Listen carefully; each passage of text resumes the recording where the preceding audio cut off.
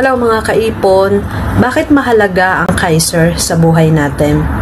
Una, life is unpredictable. Hindi natin masasabi kung kailan may mangyayari sa atin, kung kailan tayo magkakasakit, mawawala, or mabubuhay ng matagal. Kaiser is a total financial solution. Kasi si Kaiser po, once na nagkasakit tayo, pwede natin gamitin. 'Di ba? Hindi natin yan inaasahan, emergency. Pwedeng gamitin si Kaiser. Now, hindi tayo nagkasakit, healthy tayo, good. 'Di ba? Mas mabuti na hindi natin magamit si Kaiser. Kasi, kapag tayo ay nabuhay ng matagal at hindi natin nagamit si Kaiser, investment natin yan.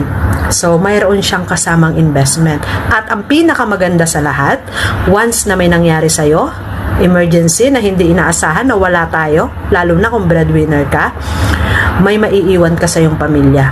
Kasi may insurance na rin si Kaiser. Insured ka. At ang pinakamagandang pamana mo sa pamilya mo kapag nawala ka, si Kaiser. Dahil ibibigay sa first beneficiaries mo ang plan mo.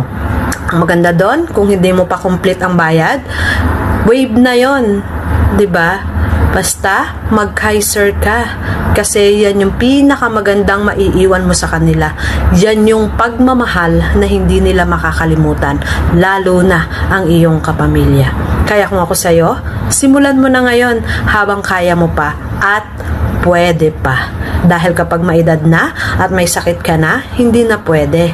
Kaya habang healthy, habang bata pa, habang kaya pa natin na mag-start, you start now.